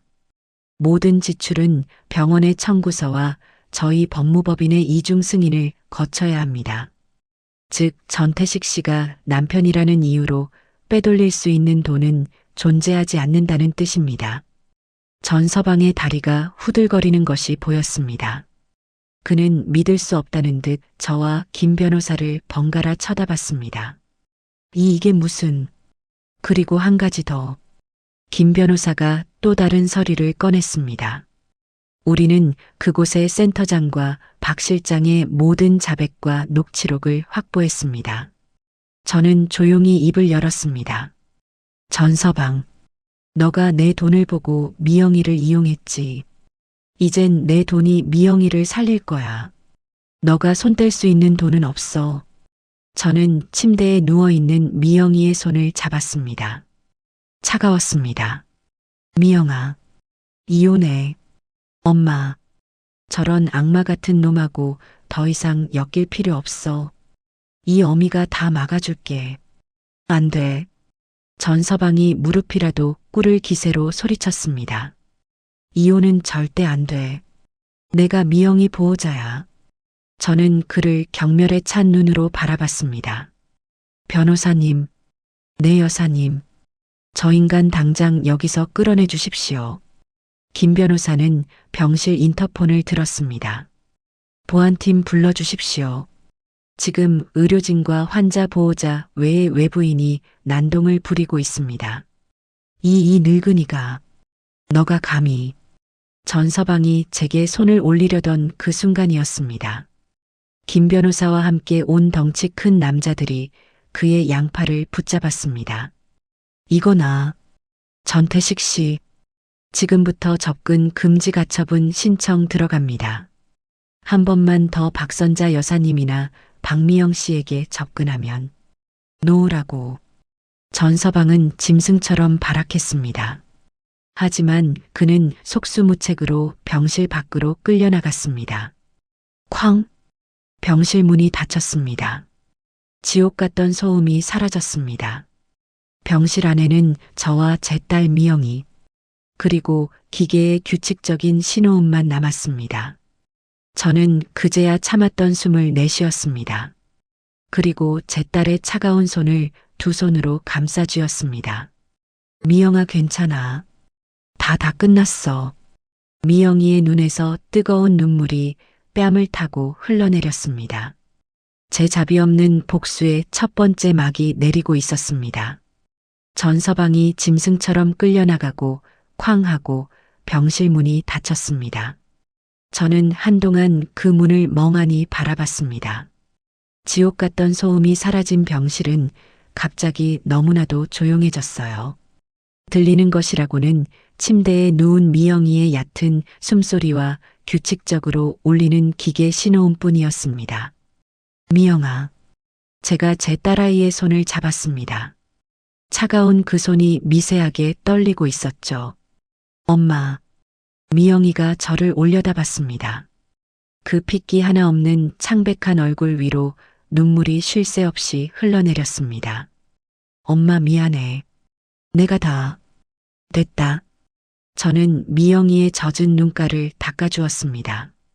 아무 말도 하지 마. 이 어미가 다 알아. 너가 얼마나 힘들었는지 다 알아. 미영이는 제 손을 부여잡고 소리 없이 울기만 했습니다. 그렇게 한참을 우리는 아무 말도 하지 않았습니다. 그때 제 뒤에 묵묵히 서 있던 김영훈 변호사가 입을 열었습니다. 여사님, 일단 한 고비는 넘겼습니다. 저는 고개를 끄덕였습니다. 변호사님, 고맙습니다. 정말 고맙습니다. 아닙니다. 이제 시작입니다. 김 변호사는 제게 의자를 권했습니다. 전태식 씨는 지금 병원 보안팀에 인계되었습니다. 아마 곧 경찰이 출동할 겁니다. 병원에서 저렇게 난동을 부렸으니까요. 그럼 그 인간은 어떻게 되는 겁니까? 법적으로 처리해야 할 일이 많습니다. 김 변호사는 가방에서 서류를 꺼내며 말했습니다. 첫째, 아까 말씀드린 대로 전태식 씨의 접근 금지 가처분 신청은 바로 들어갔습니다. 이제 법원의 명령 없이는 박미영 씨 100m 이내로 접근할 수 없습니다. 둘째, 이혼 소송입니다. 지금 박미영 씨가 의식이 있으시니 의사를 확인해야 합니다. 김 변호사가 미영이에게 다가갔습니다. 박미영 씨, 정신이 좀 드십니까? 미영이는 힘겹게 고개를 끄덕였습니다. 남편 전태식 씨와 이혼할 의사가 있으십니까? 이건 미영 씨의 인생이 걸린 문제입니다. 분명히 대답해 주셔야 합니다. 미영이는 잠시 망설이는 듯 했습니다. 그 오랜 공포가 아직 남아있는 눈치였죠. 저는 딸의 손을 꽉 잡았습니다. 미영아, 괜찮아. 엄마 여기 있어. 미영이는 저를 한번 쳐다보고 다시 김 변호사를 바라봤습니다. 그리고 아주 작지만 단호하게 말했습니다. 네, 할래요. 이혼할래요. 좋습니다. 김 변호사는 고개를 끄덕였습니다. 이혼 사유는 명백합니다. 전태식 씨의 폭언, 협박, 그리고 배우자의 의료 상황을 악용한 재산 갈취 시도, 명백한 유책 사유입니다. 위자료까지 청구할 겁니다. 셋째, 김 변호사의 목소리가 낮아졌습니다. 형사 고소건입니다. 형사 고소요? 네. 이건 그냥 부부 싸움이나 재산 다툼이 아닙니다. 여사님, 그는 저를 똑바로 바라봤습니다. 여사님을 강원도 산골로 유인해서 사실상 고립시키고 재산을 내놓으라고 협박했습니다. 이건 명백한 존속 협박이자 강요입니다. 그 힐링센터라는 곳도 문제입니다. 저희가 그곳을 급습했습니다. 네, 지금요? 제가 이리로 오기 전에 저희 법무법인 팀원들과 경찰을 대동해서 그 연수원을 확보했습니다. 김 변호사는 정말 보통 사람이 아니었습니다. 그 센터장과 박 실장이라는 여자, 다 잡았습니다.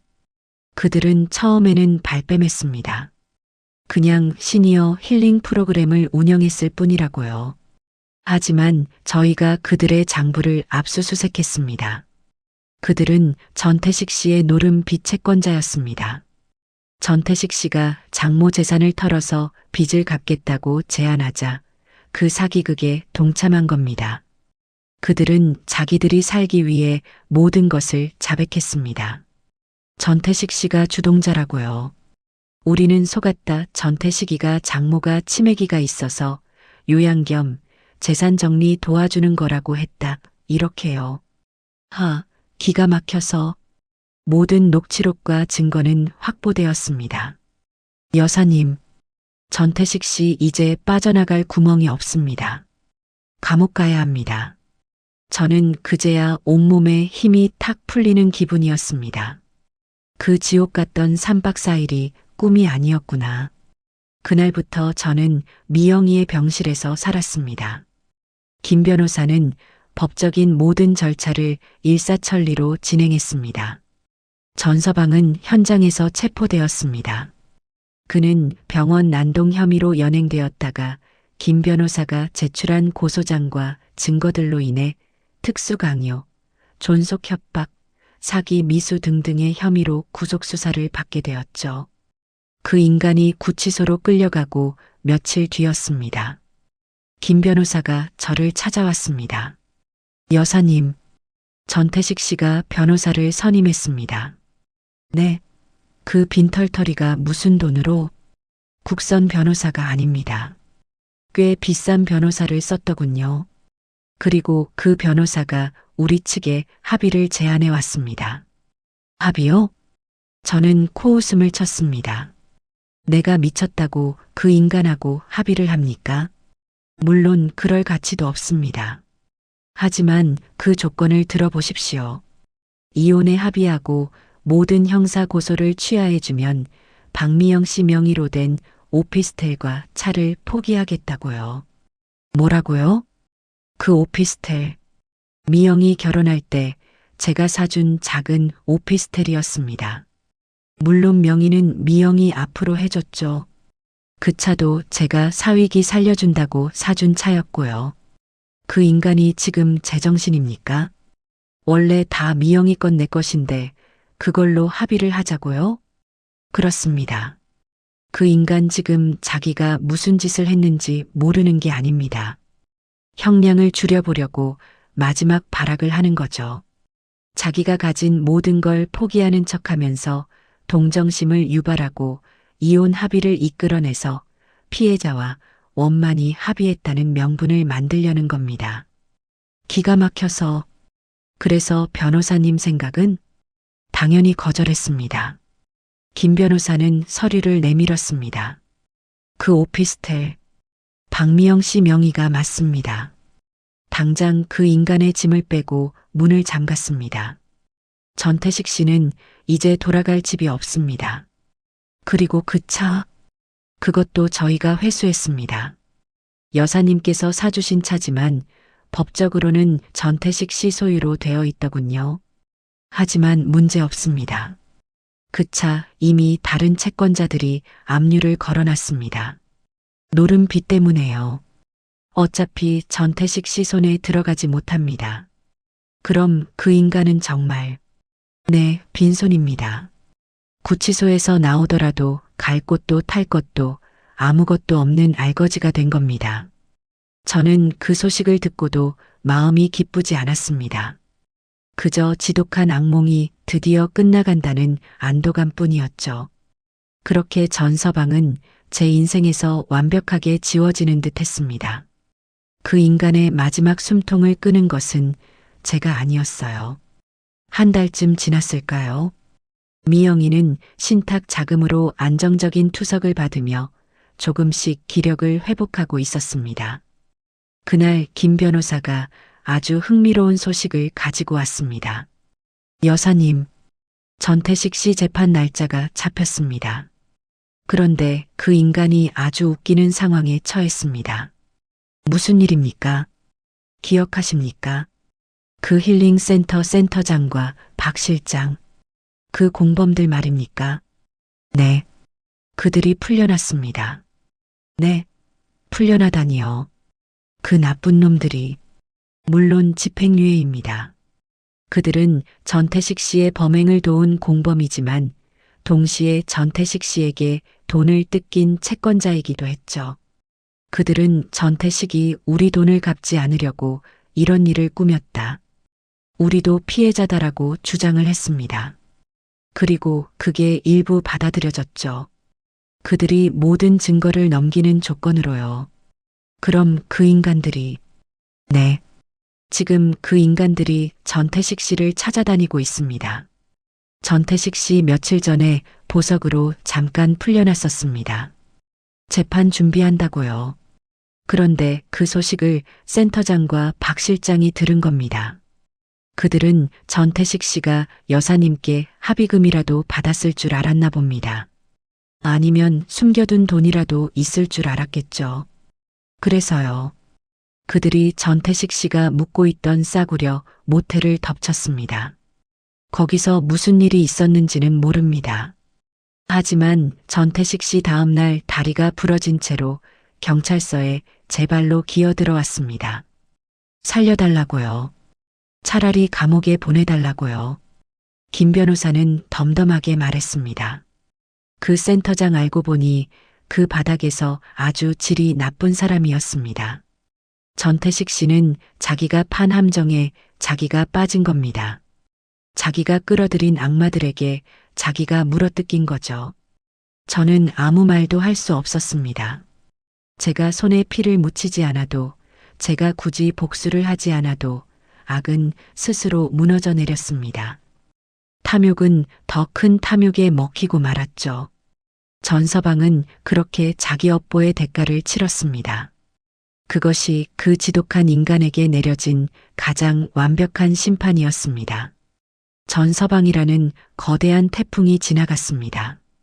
병원 복도는 조용했고 제 딸 미영이는 하루가 다르게 안정을 찾아갔습니다. 안정적인 투석 치료는 미영이의 얼굴에서 검은 죽음의 그림자를 걷어냈어요. 하지만 그것은 말 그대로 안정일 뿐 치료는 아니었습니다. 그날 미영이의 주치의가 저를 면담실로 불렀습니다. 나이가 지긋한 최 교수라는 분이었죠. 박선자 보호자님, 따님 상태가 많이 안정되었습니다. 어머님께서 발 빠르게 대처하신 덕분입니다. 아닙니다. 교수님 덕분이죠. 하지만 그의 표정이 어두워졌습니다. 아시다시피 미영 환자는 신부전 말기입니다.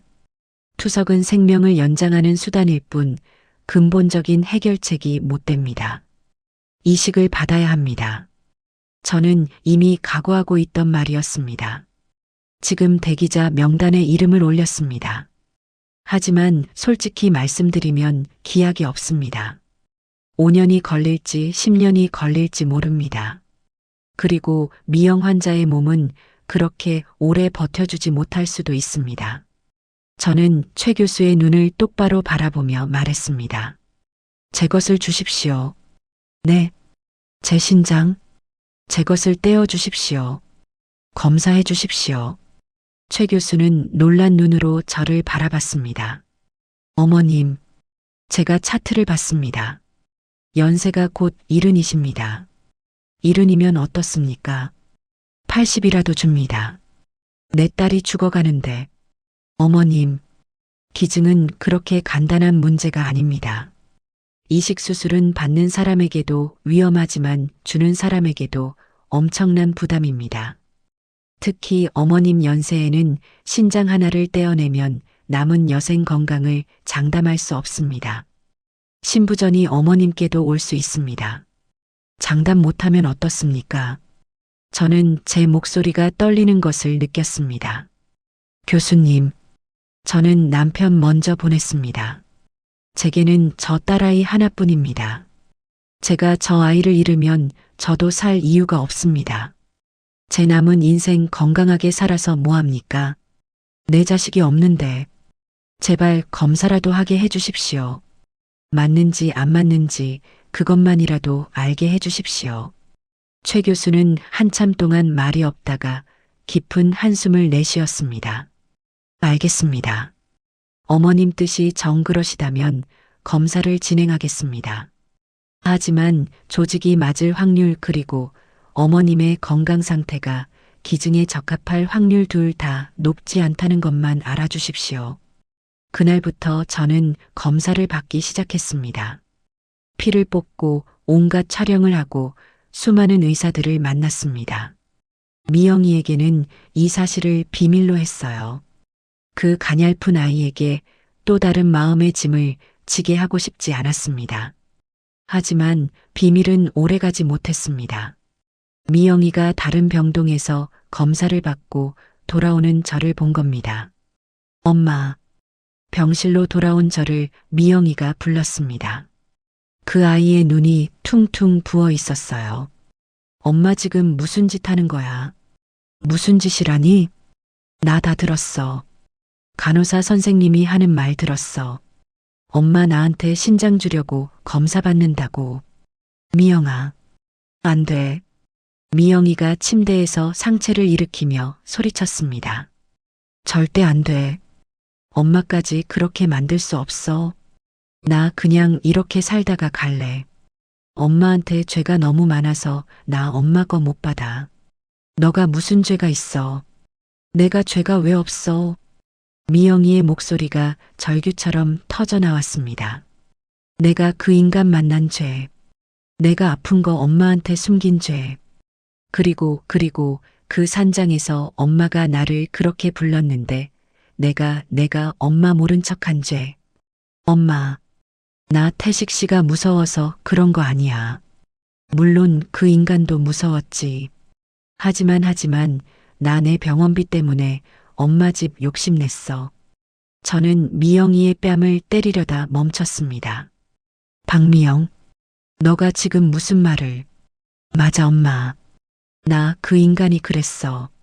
엄마 집만 넘겨받으면 그 돈으로 나 이식 수술 시켜준다고.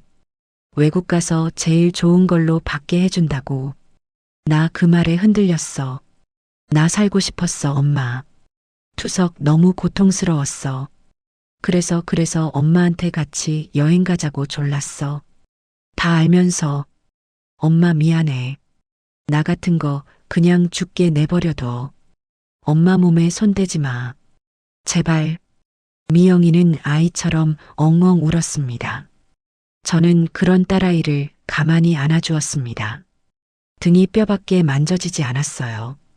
미영아, 살고 싶은 게 왜 죄야?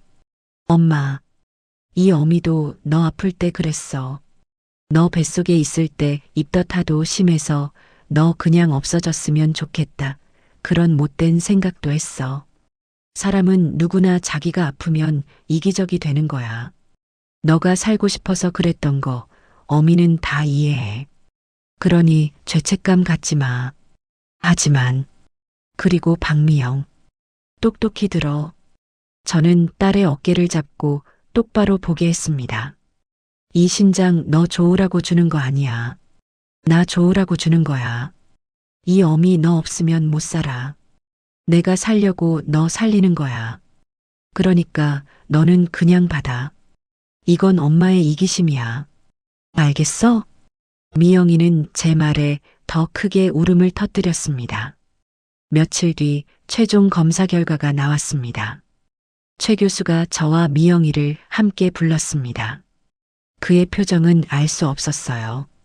결과가 나왔습니다. 제 심장이 발끝까지 떨어지는 것 같았습니다. 정말 기적 같습니다. 조직 적합성 검사 결과 두 분은 거의 완벽하게 일치합니다.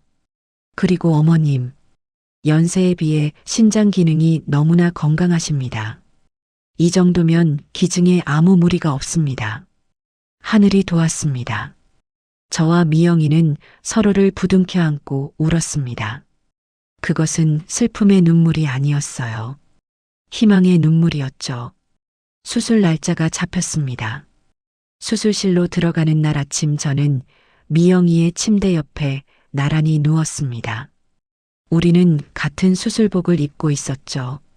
간호사들이 우리 침대를 밀기 시작했습니다. 수술실로 향하는 긴 복도, 천장의 형광등이 빠르게 스쳐 지나갔습니다. 저는 미영이에게 손을 뻗어 그 아이의 손을 잡았습니다. 미영아. 응 엄마. 무서워?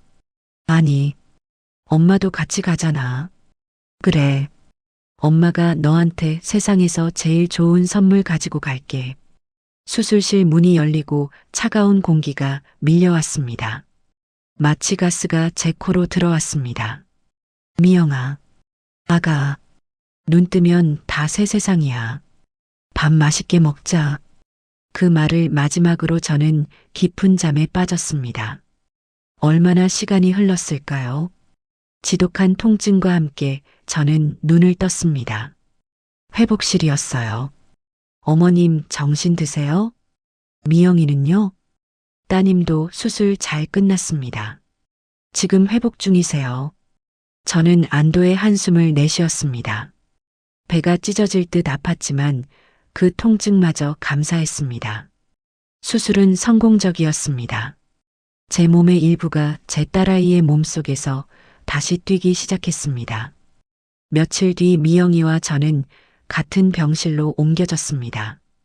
미영이의 얼굴이 달라져 있었어요. 늘 창백하고 검푸르던 그 얼굴에 맑은 혈색이 돌기 시작했습니다. 엄마 고마워. 됐다 마. 나 이제 정말 잘 살 거야. 엄마가 준 두 번째 목숨이잖아. 정말 고마워. 저는 딸아이의 손을 잡았습니다. 제 배에는 긴 흉터가 남았고 제 딸의 배에도 같은 흉터가 남았습니다. 그것은 상처가 아니었어요. 우리 모녀를 다시 하나로 이어준 끈이었습니다. 저는 제 모든 것을 잃었지만 제 딸의 생명을 다시 얻었습니다. 병원에서의 길고 지루한 회복 기간이 끝났습니다. 저와 미영이는 드디어 퇴원 허락을 받았죠. 병원 문을 나서는데 가을 햇살이 눈부시게 쏟아졌어요. 그 지옥 같던 여름을 보낸 것이 마치 딴 세상 일처럼 아득하게 느껴졌어요. 병원 앞에는 김영훈 변호사가 차를 가지고 기다리고 있었습니다. 여사님, 미영 씨, 축하드립니다. 이제 정말 새 출발이십니다. 변호사님, 그동안 정말 고생 많으셨어요. 제가 한 일이 뭐가 있습니까? 두 분이 다 해내신 거죠. 김 변호사는 웃으며 차 문을 열어주었습니다. 이제 어디로 가면 됩니까? 제가 묻자 미영이가 저를 쳐다봤습니다. 우리에게는 이제 돌아갈 집이 없었으니까요. 제 남편과 살던 그 집은 이미 팔려서 미영이의 치료비와 수술비로 다 들어갔습니다. 변호사님, 혹시 남은 돈이 있긴 합니까? 물론입니다, 여사님. 김 변호사는 운전을 하며 말했습니다. 그 집 한 돈 그리고 여사님 예금 전부 합쳐서 신탁을 만들었죠. 지난 몇 달간 병원비로 정말 어마어마한 돈이 나갔습니다. VIP 병실 이용료부터 수술비 약값까지요. 하지만 다행히 여사님 재산이 생각보다 많았습니다. 모든 병원비를 정산하고도 돈이 꽤 남았습니다. 그 돈은 여전히 박미영 의료지원 신탁에 묶여 있습니다. 그 돈으로 미영 씨가 평생 먹어야 할 면역 억제제 약값과 정기 검진 비용을 충당할 겁니다. 그리고 남은 돈의 일부로 거처를 마련했습니다. 김 변호사가 말했습니다. 미영 씨의 주거 안정도 의료 지원의 일부로 보아야 한다는 법원의 허가를 받았습니다. 환자의 회복에는 깨끗하고 안정된 집이 필수적이니까요. 차는 서울 외곽의 한적한 동네로 접어들었습니다. 햇볕이 잘 드는 작은 빌라 앞에 차가 멈췄죠. 여기입니다. 1층이었습니다. 병원을 자주 다녀야 하는 우리를 위한 배려였죠. 집은 작았습니다. 방 2개 작은 거실 그리고 깨끗한 부엌. 예전에 우리가 살던 그 넓은 집에 비하면 초라했지만 제 눈에는 이 세상 어떤 궁전보다 따뜻하고 아늑해 보였습니다. 엄마, 미영이가 거실 창문을 열었습니다. 창밖으로 작은 화단이 보였어요. 여기 너무 좋다. 햇빛이 잘 들어와. 그래, 여기서 우리 다시 시작하자. 우리의 두 번째 인생은 그렇게 시작되었습니다. 모든 것이 새로웠죠. 특히 먹는 것이 중요했습니다. 이식 환자는 면역력이 약해서 아무거나 먹을 수 없었어요. 그리고 저염식, 신장에 무리가 가지 않도록 아주 싱겁게 먹어야 했습니다. 저는 매일 아침 시장에 가서 가장 신선한 채소를 사왔습니다. 그리고 미영이와 함께 요리를 했죠. 엄마 이건 좀 짠 것 같아요. 미영이가 국 맛을 보더니 말했습니다. 뭐가 짜? 이 정도는 먹어야 사람이 힘을 쓰지. 아니야. 의사 선생님이 싱겁게 먹으라고 했어. 물 더 부어야 해. 너는 이게 싱겁니까? 에이 맛도 없는 거. 우리는 그렇게 티격태격했습니다. 하지만 그 모든 순간에 웃음이 묻어나왔습니다. 남편이 살아있을 때도 이렇게 딸과 마주 앉아 밥을 먹어본 적이 없었던 것 같아요. 우리는 잃어버렸던 시간을 다시 채워가고 있었습니다. 어머님, 제가 정말 큰 실수를 했습니다. 제정신이 아니었습니다. 어머님께서 지적하신 대로입니다. 누추한데처럼 문장이 끝났는데도 마침표 대신 쉼표를 찍는 병신 같은 짓을 했습니다. 그리고 복수를 다 했냐고요. 처럼 물음표를 써야 할 곳에 마침표를 찍는 말도 안 되는 실수를 반복했습니다. 어머님의 명확한 지시를 또 어기고 대본의 수준을 제가 다 망쳤습니다. 정말 죄송합니다. 지적하신 10장 후반부를 모든 쉼표와 마침표, 물음표를 바로잡아서 처음부터 다시 올리겠습니다. 1년이 지났습니다. 미영이는 몰라보게 건강해졌습니다. 창백하던 뺨에 드디어 붉은 혈색이 돌았죠. 매달 병원에 검진을 받으러 갔는데 의사 선생님이 매번 놀라셨습니다. 어머님 신장이 아주 제 기능을 잘하고 있습니다. 교과서적인 회복 속도네요. 미영 환자도 관리를 너무 잘해주셨네요. 미영이는 집에서 작은 일을 시작했습니다. 몸에 무리가 가지 않는 인터넷으로 꽃꽂이 강의를 하는 거였죠. 저는 그 작은 화단에 상추와 깻잎을 심었습니다. 우리 딸 약이 되는 채소 먹여야 하니까요. 그날 김영훈 변호사에게서 오랜만에 연락이 왔습니다. 모든 법적 절차가 완전히 마무리되었다고요. 마지막 서류 정리를 위해 우리 집에 들렀죠. 미영이는 그때 거실 창가에서 강의용 꽃을 다듬고 있었어요. 아이고 변호사님, 어서 오세요. 누추한데. 여사님 누추하다니요. 이렇게 볕이 잘 들고 따뜻한 집은 처음 봅니다. 김 변호사는 꽃향기를 맡으며 미영이를 보고 환하게 웃었습니다. 미영 씨, 얼굴이 정말 좋아지셨습니다. 제가 알던 그 환자가 맞나 싶네요. 다 변호사님 덕분이에요. 미영이가 수줍게 인사했죠. 그 모습을 보니 제 가슴이 또 뭉클했습니다. 저는 제가 직접 키운 상추로 쌈밥을 차렸습니다. 변호사님 맛은 없어도 많이 드세요. 다 약입니다. 저염식이라 입에 안 맞으실 텐데. 감사합니다, 여사님. 이게 얼마 만에 먹어보는 집밥인지 모르겠습니다. 매일 사무실에서 시켜 먹는 밥과는 비교가 안 되네요. 이 상추 정말 답니다. 김 변호사는 정말 복스럽게 쌈을 싸서 먹었습니다. 그렇게 화기애애하게 식사를 마치고 제가 내온 식혜를 마시던 김 변호사가 서류를 꺼냈습니다. 여사님, 그리고 미영 씨, 이제 정말 다 끝났습니다. 오늘 이 서류에 마지막 서명을 하시면 두 분은 법적으로 완벽하게 자유로워지십니다. 그는 잠시 망설이더군요. 제가 먼저 물었습니다.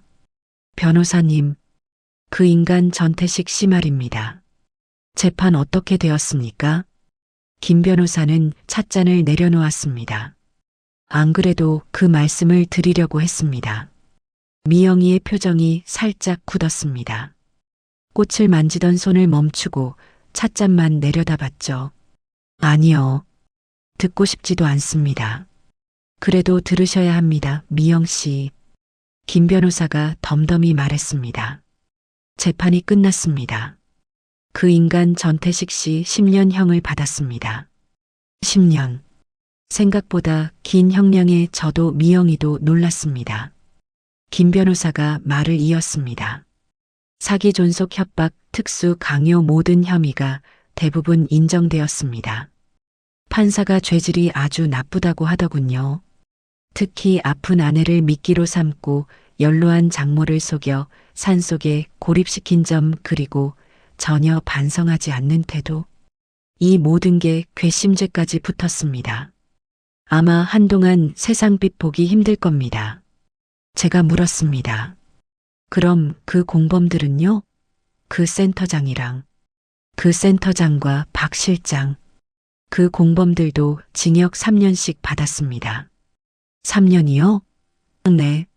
그들은 전태식 씨에게 속았다고 주장했지만 그 연수원에서 발견된 장부와 그들의 과거 행적들이 그들의 주장이 거짓임을 증명했죠. 사기 공범으로 똑같이 처벌받았습니다. 그들 재산도 다 압류되었고요. 그리고 여사님, 전태식 씨 감옥에서 나와도 끝이 아닙니다. 김 변호사의 목소리가 더 낮아졌습니다.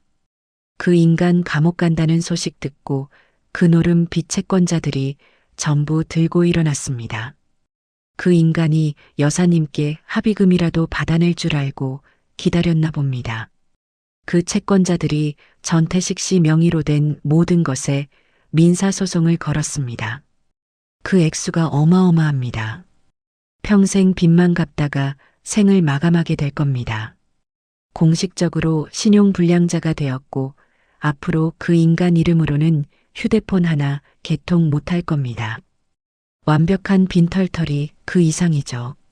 미영이는 아무 말 없이 찻잔만 만지작거렸습니다. 그 인간의 완벽한 몰락 소식에도 제 딸의 얼굴은 그저 슬퍼 보였습니다. 김 변호사가 돌아가고 집안에는 무거운 침묵이 내렸습니다.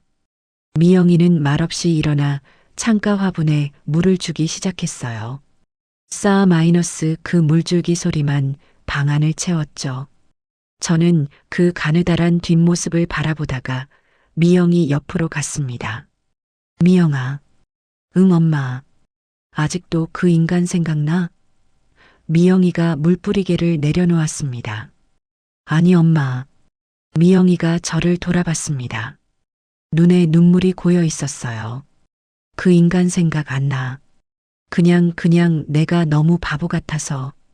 미영아.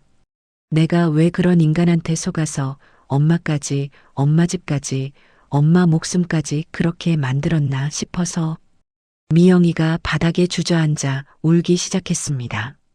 내가 그때 엄마 말만 들었어도, 내가 그 인간 욕심에 눈이 멀지만 않았어도, 엄마가 그 끔찍한 산골까지 끌려가고 수술대에 오르고, 나 때문에 다 나 때문에.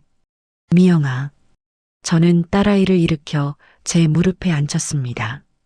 다 큰 딸이지만 제게는 아직 아기였죠.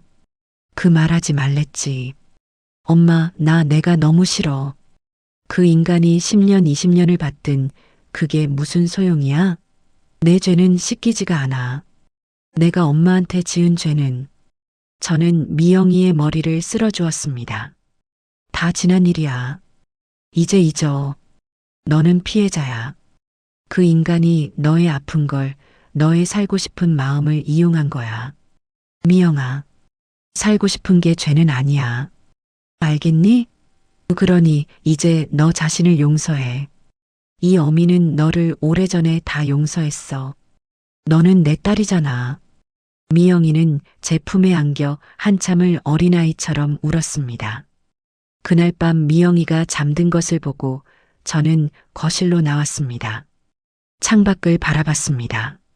저 멀리 아파트 불빛들이 보였죠. 사람들은 제게 물을지도 모릅니다. 복수를 다 했습니까? 그 인간을 차디찬 감옥에 보낸 것이 복수였습니까?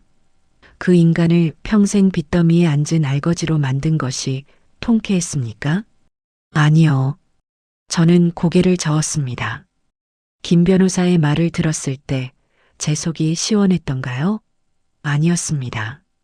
그저 또 하나의 무거운 짐이 지긋지긋한 악연이 드디어 내려진 기분이었습니다. 제게 복수는 그런 것이 아니었어요. 복수가 만약 그 인간을 파멸시키는 것이었다면 저는 지금 행복하지 않아야 합니다. 왜냐하면 그 인간을 파멸시키기 위해 저는 제 남편의 목숨줄이었던 집을 잃었고 제 건강의 절반을 잃었으니까요. 복수가 그런 것이었다면 저는 모든 것을 잃은 패배자일 뿐이죠. 제게 복수는 파괴가 아니었습니다. 제게 복수는 회복이었습니다. 그 인간이 제게서 뺏어가려고 했던 가장 소중한 것. 그 인간이 망가뜨리려 했던 제 유일한 희망. 바로 제 딸 미영이의 저 건강 저 웃음이었습니다. 저 웃음을 되찾는 것. 그것이 제 피눈물에 대한 가장 완벽한 복수였습니다. 그 인간이 감옥에서 10년을 살든 100년을 살든 저와는 이제 상관없는 일입니다. 그 인간이 평생 빚을 갚든 길거리에서 굶든 제 알 바가 아닙니다. 중요한 것은 그 인간의 소나기에서 그 절망의 늪에서 제 딸을 되찾아왔다는 사실입니다. 지금 제 딸은 제 심장으로 건강하게 숨을 쉽니다. 오늘 저녁에도 엄마 이 나물 싱거워. 소금 좀 하고 투덜거렸죠. 이놈의 가시나 이게 다 약이다. 하고 등짝을 때리니 아 엄마 왜 때려? 하고 까르르 웃었습니다. 그 웃음소리, 그 투덜거림, 그것이 바로 제 복수가 완성되었다는 증거입니다. 저는 제 모든 것을 잃었지만 제 세상 전부를 제 딸 미영이를 다시 얻었습니다. 그것이면 되었습니다.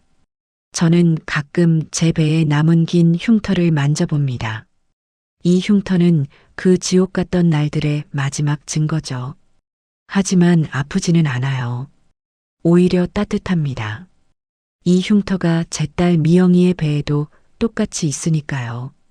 그 인간이 끊어내려 했던 우리 모녀의 인연을 하늘이 이 흉터라는 새로운 탯줄로 더 단단하게 이어준 것만 같습니다. 사람들은 제게 모든 것을 잃었다고 말할지도 모릅니다. 평생을 바친 집을 잃었죠. 제 건강의 절반도 잃었습니다. 맞아요. 저는 많은 것을 잃었습니다. 그 지독한 폭풍은 제 삶의 터전을 송두리째 뽑아갔으니까요. 하지만 저는 그 빈자리에 제 딸아이의 웃음이라는 씨앗을 다시 심었습니다. 제 집을 판 돈은 제 딸의 피가 되어 돌고 제 몸의 일부는 제 딸의 몸 안에서 숨을 쉽니다. 저는 잃은 것이 아니라 가장 소중한 것을 지키기 위해 필요 없는 것들을 버린 것뿐입니다. 빈손이 되고 나니 비로소 제 딸의 손을 더 꽉 잡을 수 있게 되었습니다. 그 인간 전태식 씨는 자기 손에 더 많은 것을 쥐려고 발버둥 쳤죠. 돈, 집, 명예. 하지만 움켜질수록 그 모든 것은 손가락 사이로 빠져나갔고 결국 그 손에는 차가운 쇠고랑만 남았습니다. 그것이 탐욕의 끝입니다. 저는 이제 그 인간을 원망하지 않습니다. 원망할 시간도 마음도 남아있지 않아요.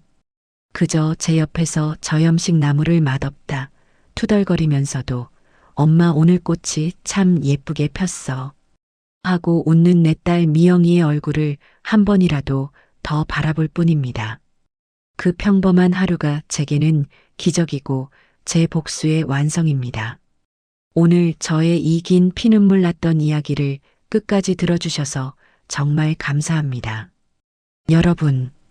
여러분이 만약 저와 같은 상황이었다면 어떤 선택을 하셨을 것 같으신가요? 제가 제 모든 것을 버리고 딸아이를 택한 이 복수가 정말 잘한 일이 맞을까요? 살다 보면 내 목숨보다 더 소중한 것을 지켜야 할 때가 오는 것 같습니다. 여러분에게는 그런 존재가 있으신가요? 여러분이 생각하는 가족의 의미는 무엇인가요? 저와 제 딸 미영이가 앞으로 이 두 번째 인생을 더 굳건하고 행복하게 살아갈 수 있도록 여러분께서 따뜻한 응원의 한마디를 댓글로 남겨주시면 저희 모녀에게는 정말 큰 힘이 될 것 같습니다.